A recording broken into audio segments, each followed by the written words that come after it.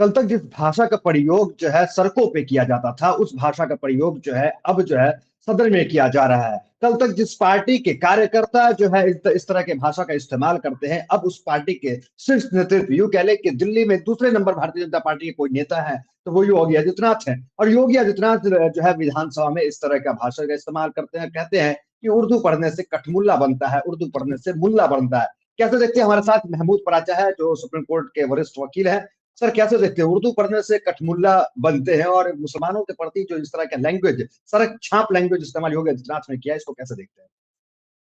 देखिए, अगर मौलाना या मुल्ला का मतलब समझा जाए, तो अगर कोई मुझे बोलेगा ये, तो मैं तो अपने आप को बहुत लकी समझूंगा, और क्योंकि मैं उसके लायक भी नहीं हूं। महत्वपूर्ण बात यह है, मौलाना का मतलब और मुल्ला का मतलब होता है बहुत ज्यादा समझदार व्यक्ति। सिर्फ एक तरह की नॉलेज नहीं होती उसके पास, पूरे दुनिया की जितनी भी साइंस और नॉलेज है वो मौलाना के पास और मुल्ला के पास होती है। तो मैं तो इसको बहुत ही प्राउड का विषय समझता हूं। लेकिन क्योंकि आरएसएस और बीजेपी ने जो मौलानाओं की शक्ल में उलेमाए सू अपने बना रखे हैं, इसलिए उस शब्द को, जो कि इतना इज्जत वाला शब्द है, जिसको प्राप्त करने के लिए मैं भी अपने आप को इतना बौना मानता हूं। मैं मौलाना और मुल्ला कहलाने लायक अगर हो जाऊं, तो मैं अपने आप को बहुत लकी मानूंगा, जबकि मैं उन्होंने बहुत मौलाना और अच्छा। मुल्ला नहीं कहा, मैं रोकना चाहूंगा महमूद कुरैशी जी, उन्होंने कठमुल्ला हाँ, कहा है। मैं नाम तो आया ना मुल्ला का। हम्म। हम्म। मुल्ला बहुत बड़ी चीज होती है, मतलब इतनी बड़ी चीज होती है जो शायद आज और हम आप लोग भूल ही चुके हैं। तो बात क्या है कि ये एक अच्छी चीज का नैरेटिव खराब करते हैं, हम्म। नैरेटिव खराब करते हैं और फिर उसको गाली में प्रयोग बदल देते हैं। और उसके लिए इनके पास पूरा एक तरीका होता है। जैसे ये अब हमारे अरशद मदनी अपने आगे मौलाना लगाते हैं तो नहीं, दिखते हैं वैसे। महमूद मदनी मौलाना लगाते हैं अपने आगे, हैं तो नहीं, दिखते हैं वैसे। इसलिए लोग करते हैं, वरना अगर असली मौलाना और मुल्ला का मतलब देखा जाए तो ये कभी ना बोलें, अगर उसके शब्द की वैल्यू इन्होंने कम ना की हो। अब आ जाते हैं जो आपने मुझसे सवाल पूछा उसमें। सवाल ये है कि ये आप योगी आदित्यनाथ जी हों, अमित शाह जी हों या मोदी जी हों, उनकी भाषा आपने नहीं देखी? अमित शाह जी बिहार जाके बोलते हैं हम उल्टा लटका देंगे, एज होम मिनिस्टर, मतलब होम मिनिस्टर रहते हुए। मोदी जी पता नहीं क्या क्या कुत्ते का पिल्लू और ये सब बोलते हैं, प्रधानमंत्री रहते हुए। बोलते हैं कि नहीं बोलते हैं? अगर कोई व्यक्ति बड़े पद पे आ जाए, जैसे मोदी जी, अमित शाह जी प्रधानमंत्री और होम मिनिस्टर के पद पे आ जाए, तो बेसिक कैरेक्टर नहीं बदलते फिर भी वो। ऐसे कुछ लोग हैं, जैसे अरशद मदनी साहब हैं, महमूद मदनी साहब हैं, वो मौलाना के पद पे तो आ गए, जमीयत उलमा हिंद के प्रेसिडेंट के पद पे आ गए, हैं वो उसके मेंबर लायक रहने भी नहीं। उसी तरीके से नरेंद्र मोदी जी, योगी जी और अमित शाह जी बन तो गए मेंबर ऑफ पार्लियामेंट भी, बन तो गए होम मिनिस्टर, प्राइम मिनिस्टर भी, बन तो गए चीफ मिनिस्टर भी, मगर उसके लायक नहीं है। बल्कि जिस पद पे है ना, उसकी गरिमा को कम कर रहे हैं। जैसे अभी मोदी जी गए थे अमेरिका, क्या हुआ वहां पे उनका? कितनी बेइज्जती झेली, कुछ बोलना ही नहीं आ महमूद रहा। कुरैशी, तो मेरा ये सब सवाल ये है भारत कि के एक तरफ प्रधानमंत्री, प्रधान, सवाल एक सुन सेकंड, लीजिए, सवाल मेरा भारत ये है। के एक मिनट आखिरी बात कह लूं। भारत के प्रधानमंत्री का पद इतना बड़ा होता है कि कोई भी व्यक्ति उसकी इज्जत करे, लेकिन मोदी जी हैं उस पे पद पे, तो कोई भी व्यक्ति उसकी, प्रधानमंत्री जी की बेइज्जती कर लेता है बाहर। ये है फर्क व्यक्ति और पद में।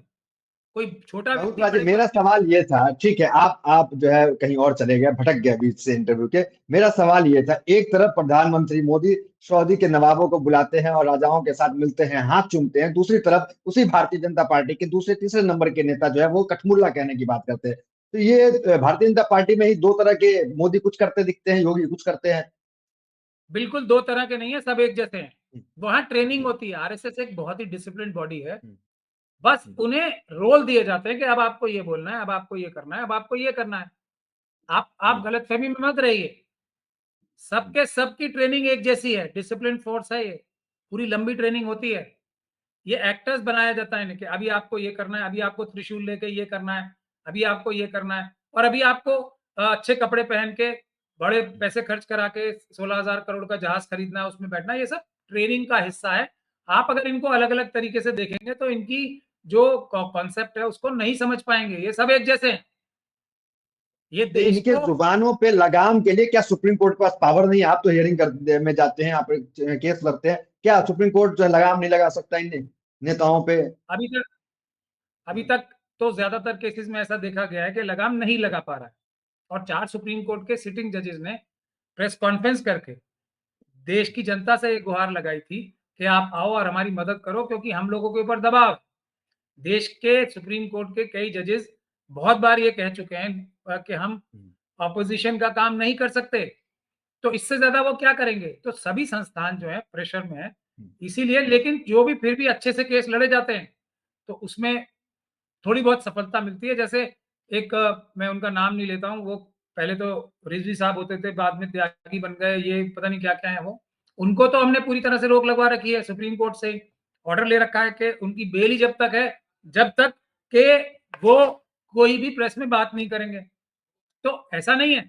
लेकिन अब जब केस लड़ते कौन है? यही हमारे उलेमाए सू। वो क्यों लड़ते हैं? बड़े बड़े वकीलों को करोड़ों रुपए देके दुनिया से चंदा इकट्ठा करके, और केस वो हारने के लिए लड़ते हैं। ये बुनियादी बातें हैं, जब तक हम इसे नहीं समझेंगे हम गोल गोल घूमते रहेंगे। जब तक हम मतलब किसी भी बीमारी की जड़ तक नहीं जाएंगे तब तक हम उस बीमारी को सॉल्व नहीं कर सकते। ये जो स्लीपर सेल्स हैं, भले ही हमारी बड़ी बड़ी पॉलिटिकल पार्टीज में, हमारी बड़ी बड़ी तंजीमों में, ये सब जो आरएसएस और बीजेपी के स्लीपर सेल्स, उनके एजेंट्स घुस गए हैं, अगर हम उन्हें निकाल लेंगे किसी तरीके से, और ये काम बहुत आसान है, तो सारी समस्याओं का हल हो जाएगा, हर संस्थान मजबूत हो जाएगा, देश में संविधान का राज, कानून का राज और मजबूत हो जाएगा। ये बुनियादी बात है। हम 1000 साल तक डिस्कशन करते रहे। तो आप आप जो है सुप्रीम योगी कोर्ट, आदित्यनाथ पे चोट करने की बात, भारतीय जनता पार्टी पे चोट करने की बात नहीं करें, आप जो उलमा इकराम है उन पे चोट करने की बात कर रहे हैं। बिल्कुल, क्योंकि वो तो हम आराम से हरा लेंगे उन्हें। अगर ये पीछे से, एक सलाउद्दीन अयूबी साहब बहुत बड़े हमारे जनरल हैं मस्जिद अक्सा, उन्होंने हजरत खालिद बिन वलीद के बाद कई सौ साल बाद आजाद कराई थी। उन्होंने एक बहुत अच्छा बात बोली थी कि मैं अपने 1000 दुश्मनों से, सामने वाले, जीत सकता हूँ, लेकिन एक दुश्मन जो मेरे पीछे है वो मुझ पे भारी पड़ता है, उससे जीतने में मुझे सबसे ज्यादा मुश्किल होती है। ये बात बुनियादी है। आपको क्या लगता है भारत का संविधान और जो हमारे SC ST और माइनॉरिटीज के लोग हैं, मुस्लिम सिख क्रिश्चियन बौद्ध के लोग 46% है देश में, संविधान हमारे पास है, हम लोग इन्हें आराम से हरा लेंगे। ये कुछ मुट्ठी भर लोग हैं ना जो सारी बेईमानी कर रहे हैं देश में, आरएसएस और बीजेपी के। हमारे पैरों में बेड़ियां, इतनी मजबूत कम्युनिटीज के पैरों में बेड़ियां बांधना, हमें गुमराह करना, हमें अंडर कॉन्फिडेंट करना, हमारी बहादुरी को कमजोर करना, ये सब काम भीतर घात से हो रहा है, और ये आज से नहीं हो रहा है, बहुत सालों से हो रहा है। ये बुनियादी बात है। सामने तो कोई इतने मजबूत दुश्मन नहीं है, हमारे पीछे से जो पीठ में चाकू मारे जा रहे हैं वो बुनियादी वजह है। जिस दिन अगर लोगों ने हमारी बात पे थोड़े दिन भी अमल कर लिया तो आपको रिजल्ट्स आने अपने आप शुरू हो जाएंगे। अब हम क्यों नहीं केस हारते, कोई बताइए? मैं तो कपिल सिब्बल नहीं हूं ना, कपिल सिब्बल मुझसे बड़े वकील हैं, वो हमारे सारे केस हारते हैं और इंडस्ट्रीज के सारे केस जीतते हैं। क्यों? हम अपने सारे केस आप क्यों जीतते बड़ा आरोप लगा रहे हैं कि ये जो केस लड़ते हैं हैं? मुस्लिम नहीं, उस पे या तमाम, कपिल ये सिब्बल जानबूझ साहब के तो बड़े लड़ते कि वकील हार जाए। हैं। बिल्कुल, और वो खुद बोलते भी हैं। फिर ये बाबरी मस्जिद के केस के लिए आज भी लोगों को गुमराह करने के लिए अरशद मदनी साहब क्या बोल रहे हैं कि वो तो केस हम जीते हैं, बाबरी मस्जिद तो वहां है ही नहीं अब, पर केस ये जीत गए। कपिल सिब्बल साहब ने स्वयं बोला है कि हर केस हम जीतने के लिए नहीं लड़ते हैं। आप देख लीजिए गूगल पे या इंटरनेट पे सर्च करके, तो हमारे वाले केस वो हारने के लिए लड़ते हैं, ऐसा वो खुद ही बोल रहे हैं, मैं थोड़ी बोल रहा हूँ। अभी चीफ जस्टिस साहब ने, जो कि खुद आरएसएस के से उनके कनेक्शन एक्सपोज हो चुके हैं, चंद्रचूड़ साहब के, रिटायर होकर इंटरव्यू दिया है कि उमर खालिद के केस में अदालत ने डेट नहीं दी थी, कपिल सिब्बल साहब ने बार बार डेट ली है। अब कपिल सिब्बल साहब ने मना किया उसे, लेकिन क्योंकि वो बड़े आदमी हैं, क्योंकि वो अरशद मदनी साहब उन्हें बताते हैं कि मैं 15 लाख रुपए हर डेट पे फीस देने उनकी कीमत है, तो वो अब बड़े लोग हैं, अरशद मदनी साहब भी बड़े हैं, कपिल सिब्बल साहब भी बड़े हैं, सच्चाई तो बोल ही नहीं सकते हम उनके लिए। मगर ऐसा मैं नहीं करता, मैं बोलता हूं सच्चाई, ये फैक्ट्स हैं। चंद्रचूड़ साहब ने बोला है, कपिल सिब्बल साहब ने मना नहीं किया। मौलाना अरशद मदनी ने बोला है कि कपिल सिब्बल साहब 15 लाख की फीस लेते हैं, और उनके फीस का नाम लेके दुनिया भर से वो चंदा इकट्ठा करते हैं। अब सीधी सी बात है, और कुछ बताना बाकी है तो बता दीजिए। और आरएसएस से नंबर भी मिलते हैं कि आप मुसलमानों को गुमराह करो कि बाबरी मस्जिद का केस हम जीत गए। ये सब रिकॉर्ड पे है, मैंने कोई अपनी तरफ से बात नहीं बोली।